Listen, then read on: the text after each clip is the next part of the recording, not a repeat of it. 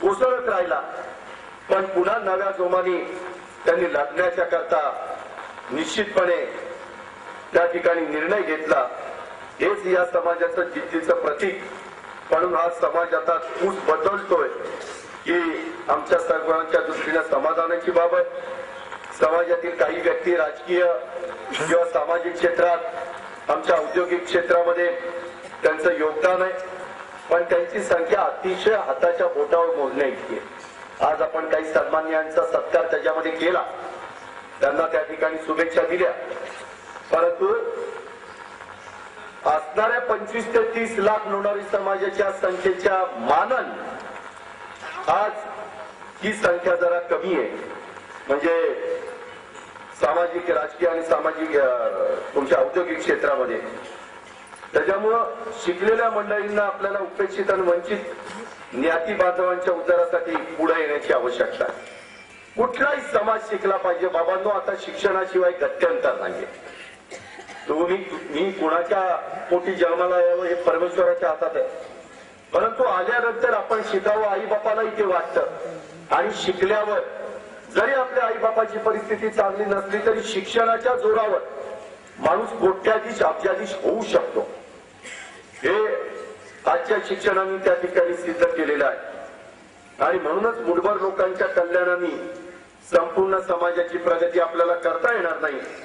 प्रगत झालेल्या ती अप्रगत समाजाच्या बांधवांना मदतीला हात त्या ठिकाणी दिला पाहिजे.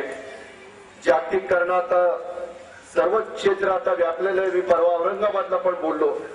लोणारी समाजाचा पूर्वीचा मोठासा व्यवसाय आता जो काही बहुराष्ट्रीय कंपन्यांच्या अखत्यारीमध्ये गेलेला आहे, हेही त्याचं द्योतक आपल्याला सगळ्यांना सांगता येईल.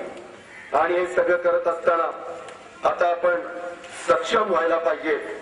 नाहीतर जागतिकीकरणाच्या रेट्यामध्ये तानाजीराव, संभाजीराव, त्या सगळ्या नवीन कार्यकर्त्यांना मला सांगायचंय की आपण गटांगळ्या खाऊ आणि स्वतःचं अस्तित्व त्या ठिकाणी गमावून बसू, हे मात्र त्या ठिकाणी होता कामा नये. हे आजच्या वधूवर पक्षाच्या आपल्या मेळाव्याच्या निमित्तानं, पालक परिचय समाज प्रबंधनाच्या मेळाव्याच्या निमित्तानं आपण लक्षामध्ये घ्या. त्याच्यामध्ये लहान मोठ्या समाजाने असं अस्तित्व गमावणं ही केवळ लोणारी समाजालाच नाही तर देशाला परवडणारी बाब नाहीये. देशातील सर्वात शेवटचा माणूस हा सक्षम झाल्याशिवाय देशाचा परिपूर्ण विकास होऊ शकत नाही. हे पवार साहेबांचं मत आहे, आमच्यासारख्या कार्यकर्त्यांचं मत आहे. आणि म्हणून त्या शेवटच्या माणसाला सक्षम करण्याचा विडा तुम्ही मी सर्वांनी उचलला पाहिजे. मला तानाजीराव खडसे यांनी या वधूवर पालक परिचय मेळाव्याचं प्रबोधन मेळावा आयोजित करून खूप मोठं तसं बघितलं तर काम केलं. प्रबोधन ही समाजाची उन्नतीची पहिली पायरी आहे. नाहीतर बऱ्याचदा लोक या कानातनं ऐकतात, त्या कानातनं सोडून देतात. तसं होता कामा नये. त्याच्यामध्ये महाराष्ट्राचा प्रबोधनाचा मोठा विचार, त्या ठिकाणी वारसा शाहू फुले आंबेडकरांचा आपल्याला मिळतो आणि हे आपण अभिमानाने त्या ठिकाणी सांगतो. बहुजन समाजाला या महापुरुषांनी ज्ञान प्रकाश देण्याचं काम केलं. चव्हाण साहेबांनी राज्याला पुढे आणण्याचं काम केलं. आदरणीय पवार साहेबांनी प्रबोधनाची चळवळ पुढे नेण्याचं काम त्या ठिकाणी केलेलं आहे. आणि म्हणून इथल्या सर्व तरुण माझ्या मित्रांना, माझ्या तरुणींना मी आवाहन करू इच्छितो की तुम्ही या महापुरुषाच्या विचारानं त्या ठिकाणी पारायण त्यांचं करा. दैववादी बनण्याच्या पेक्षा कर्मवादी तुम्ही त्या ठिकाणी बनलं पाहिजे. नाहीतर उगीच बसायचे देवावर, देवाच्या पुढे जाऊन नारळ फोडायचं, देवा देवा माझं चांगलं कर. आज नुसतं नारळ फोडून चांगलं होत असतं. तुम्ही हातपाय हलवायचे नाही, कसं चांगलं कर. त्याच्यापेक्षा कर्मवादी आपण झालं पाहिजे. मी आजपर्यंत इथपर्यंत पोहोचलो. मी ते बुवा महाराज अमकं तमकं, म्हणजे बुवा म्हणजे ते वारकरी संप्रदायाचे बुवा नाही, ते दुसरे बोगस बुवा महाराज, त्यांना काही महत्व देत नाही. तर आपण त्या ठिकाणी पुढे जाऊ शकतो. आणि त्याच्यामध्ये स्वतःच्या मनगटावर बाबांनो तुम्ही तुमचा विश्वास ठेवला पाहिजे आणि तो सार्थ करण्याच्या दृष्टीनं तुम्ही पुढे वाटचाल केली पाहिजे. असं जर केलं तर तुम्हाला त्या ठिकाणी कुणीच रोखू शकत नाही. स्वतःच्या मध्ये जिद्द चिकाटी कष्ट करण्याची तयारी असेल तर कुणीही त्या व्यक्तीला थांबवू शकत नाही. अडचणी असल्यास त्या आपण सगळे मिळून तानाजीराव त्या ठिकाणी दूर करू.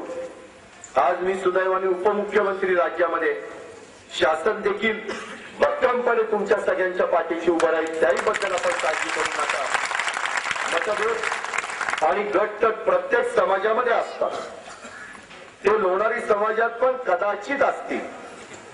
त्याला भाऊ करण्याचं कारण त्याचा भाऊ अजिबात करू नका. पण समाजाच्या हितासाठी एकमेकाचा मतद्वेष देखील करू नका. एकमेकाची उकाळी पाकाळी देखील त्या ठिकाणी काढू नका. आपल्या मुलाबाळांना दर्जेदार शिक्षण मिळेल याची काळजी घ्या. तीच पिढी तुमचं आणि देशाचं भविष्य घडवण्याच्या करता योगदान देईल अशा प्रकारची खात्री आणि विश्वास मी आजच्या त्या वधू वर पालक परिचय आणि समाज प्रबोधन मेळाव्याच्या निमित्तानं व्यक्त करेन. आज मला पुढे बार्शीला जायचंय. तिकडं माझे कार्यक्रम आहेत सोलापूर जिल्ह्यामध्ये. त्याच्यामुळे मी माझं भाषण झाल्यावर मी निघून गेलो तरी तुम्ही सगळेजण बसा. माझे काही विचार ऐकलेले त्याच्यामध्ये देखील तुमचेही काही मतं असू शकतील. ती तानाजीराव तुम्ही सगळ्यांची ऐका. त्याच्या संदर्भातलं टिपण पुढच्या वेळेस मी बारामतीमध्ये आल्यानंतर द्या आणि त्याच्यातनं काय काय मार्ग काढायचा त्या पद्धतीनं आपण पुढे जाऊ. परंतु आपण पण कुठं मागे राहता कामा नये. आपण पण कुठलाही आमचाच व्यवसाय हा आपल्याला पुढे घेऊ शकेल असं काही नाहीये. त्या त्या काळात ते व्यवसाय होते. मिठाचे कोळशाचे ते सगळे गेले. आता नवीन नवीन व्यवसाय शोधला पाहिजे. स्पर्धेचं युग आहे. आता कॉम्प्युटर आहे, बायोटेक्नॉलॉजी आहे. त्या सर्वाचा विचार समाजातल्या विद्यार्थ्यांनी केला पाहिजे. हे माझं तुम्हाला सगळ्यांना आग्रहाचं मात्र सांगणं राहील. आणि चांगलं काम करा. चांगलं काम केल्यानंतर आमच्यासारखे कार्यकर्ते निश्चितपणे त्या चांगल्या व्यक्तीला संधी देतात.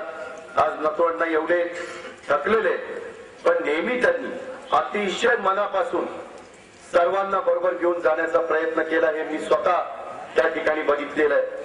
आता नवीन कार्यकर्ते इतर पण पुढे आलेले त्यांनाही अजून खूप मोठा पल्ला गाठायचा आहे. खूप उन्हाळे पावसाळे तुम्हाला बघायचे आणि त्याच्यातून तुम्हाला सर्वांना पुढे घेऊन जायचंय. मला एक गोष्ट सांगितली पाहिजे की मी राजकारणामध्ये आलो त्यावेळेस माझ्याकडं सुरुवातीलाच तुम्ही मला खासदार पण केलं, आमदार पण केलं, मी राज्यमंत्री झालो. आणि तेव्हा माझं संरक्षण करण्याच्या करता आता ते तुम्ही उपमुख्यमंत्री केलं म्हणून 4-5 गाड्या स्टेनगन बंदूकधारी त्या विचारताच सोय नाही. कधीच मी 20 वर्षात कधी एवढा बंदोबस्त बघितला नव्हता. माझं मलाच कळत नाही की काय झालंय कुणाला. नाहीतर आमच्या बरोबर कोण एक तो साळुंके बॉडीगार्ड मामांना माहिती तो बिचारा वारला. त्याच्या मी मुलाला नंतर पुन्हा पोलीसची नोकरी लावून दिली. आणि दुसरा आमचा कारंडी हा माझा बॉडीगार्ड. त्या बिचारा सतत माझ्या बरोबर त्यांनी पाठराखण केली. आजपर्यंत तो माझ्या बरोबर विश्वासाने त्या ठिकाणी राहिला. अशा पद्धतीनं चांगली चांगली माणसं देखील आमच्या लोणारी समाजामध्ये आहेत. विश्वासाला कुठेही तडा जाऊ त्या ठिकाणी देत नाही. परंतु कधी कधी वेगळी काही भूमिका मांडणारी पण विलासराव सारखी. ही विलासराव तर असा का की कारखाना घ्यायच्या आधी पण त्याचं सारखं काहीतरी चालूच असायचं. आणि कारखाना ताब्यात घेतला तरी दादा इथं असं केलं पाहिजे, तिथे तसं केलं पाहिजे, ह्याला हे सांगा त्याला ते सांगा. परंतु सुदैवाने त्यांचा जन्माला आलेला मुलगा प्रशांत त्याच्या आईवर पडल्यामुळे त्याचं बदल कुणाचं प्रशांत ते त्याच्यामुळे खूपच चांगलं झालं. त्याच्यामुळे जन्माला आला पण आईने संस्कार केले. तुम्ही तर पुढारपण करत कुठं कुठं हिंडायचं. तुम्ही काय करत होती? ती आई शिक्षण देत होती. आईच त्या ठिकाणी सगळं सांगत होती. पण चांगलं झालं. याच्यातला गमतीचा भाग जाऊ द्या. शेवटी आपण घरातले कुटुंबातले आपण कधी एकमेकाला अंतर दिलेलं नाही, द्यायचंही आपल्याला कारण नाही. आपण असंच एकमेकावर प्रेम करत राहू. तानाजीराव असेच चांगल्या चांगल्या पद्धतीनं वधूवर आणि पालक परिचय मिळावे. त्याच्यातनं समाजाचं प्रबोधन झालं पाहिजे. त्याच्यातनं तरुण पिढीला काही वेगळे विचार हे तुम्हाला मला सांगता आले पाहिजे। आणि आपल्यातले पण काही चांगले उद्योगपती वगैरे झालेले ज्यांचा सत्कार आपण केला त्यांना पण त्यांची मतं इथं मांडायला संधी द्या, म्हणजे इतरांना कळेल की असं काही नसतं, आपल्या बापदादांनी तो व्यवसाय केला नाही म्हणून आपल्याला जमणार नाही असं नाही। नवीन नवीन व्यवसाय हा करण्याच्या करता फक्त कष्ट करण्याची तयारी असली पाहिजे आणि कुणालाही फसवायचं नाही, कुणालाही त्या ठिकाणी त्या वेगळ्या पद्धतीनं त्याला गैरसमज करायचा नाही। असं जर बाबांनो केलं तर तानाजीराव करशे, आमचे नाथसाहेब पुलट आणि सगळ्यांनाच मला सांगायचंय की आपल्याला खूप चांगल्या पद्धतीनं पुढे जाता येईल। आज त्रैमासिक गोत्र याचं पण प्रकाशन आपण त्या ठिकाणी केलं, त्याही गोष्टीचं प्रकाशन झालं असं मी सांगू इच्छितो। त्याच्यामध्ये काही कैलासवासी विष्णुपंत दादरे हे तर आपले अतिशय चांगल्या पद्धतीनं प्रेरणास्थान होते, इतर पण वेगवेगळे मान्यवर त्याच्यामध्ये आहेत। आता सगळ्यांचाच उल्लेख घेऊन मी आपला सगळ्यांचा वेळ घेत नाही, परंतु या निमित्तानं तुम्हाला सगळ्यांना भेटता आलं। आपल्याकडे आता महत्वाचे पद असल्यामुळं त्याच्यातून पण आपण आपल्या समाजाला आणि राज्यातल्या वेगवेगळ्या घटकाला पुढे नेण्याचं काम निश्चितपणे करू, त्याबद्दल आपण तिळमात्र शंका मनामध्ये बाळगू नका ही खात्री मी आपल्याला देतो। जरी आपले काही वयस्कर मंडळी झालेली असली तरी त्यांनी जे संस्कार आता तरुण पिढीवर केलेले आहेत त्या तरुण पिढीनं पुढे आलं पाहिजे, त्यांनी सर्वांच्या मध्ये मिसळलं पाहिजे, त्यांनी त्याच्यामध्ये लोकांच्या मध्ये सतत संपर्क ठेवला पाहिजे, त्याच्यामध्ये ज्याला आपण डायलॉग म्हणतो तशा पद्धतीने ठेवण्याचं काम तानाजीराव, तुम्ही, संभाजी आणि बाकीच्या सगळ्यांनी करा। शहरामध्ये आमचे रवींद्रजी आता आहेतच, तेही माझ्यानंतर त्यांचे विचार मांडतील। या पद्धतीनं आपण सर्वांना अतिशय चांगल्या पद्धतीने मान सन्मानाने पुढे नेण्याचं काम करत राहू हा विश्वास मी आजच्या या कार्यक्रमाच्या निमित्तानं व्यक्त त्या ठिकाणी करतो। आणि पुन्हा एकदा या मेळाव्याचं महाराष्ट्र लोणारी समाज वधू वर पालक परिचय आणि समाज प्रबोधन मेळाव्याचं उद्घाटन झालं असं जाहीर करून मी आपल्या सगळ्यांची रजा